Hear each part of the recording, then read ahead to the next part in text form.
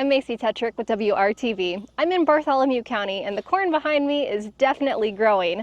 We know that we are finally shifting from hot and humid weather to a much cooler stint ahead of us. But what has this meant for our crops this summer? You pretty much got about a 5% control of what you do. Farmers like Adam Frine are at the mercy of Mother Nature. It could change in a flip of a switch. Frine has been farming in Columbus since 1990 with his dad. They grow corn, beans, watermelon, cantaloupe, and pumpkins. While some produce is bountiful now, he expects some issues ahead. It started with too much rain in the spring. Then we had another 8 inches in a matter of like 5 days, about a week ago. Look at the difference between these pumpkin patches. They were planted 3 weeks apart. The recent rain washed too much of the nitrogen out of the soil in this field. They should definitely be a little bit farther along what they are.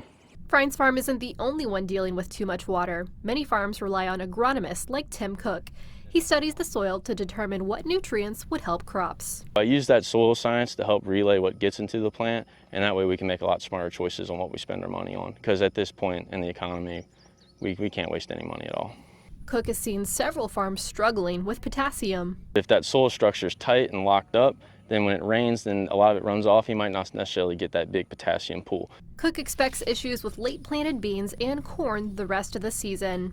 And then there are market prices. We go through a tough year like this, we get to keep fine-tuning, and we get to really figure out how we allocate our dollars and spend our dollars. We can't afford to have a bad attitude, honestly.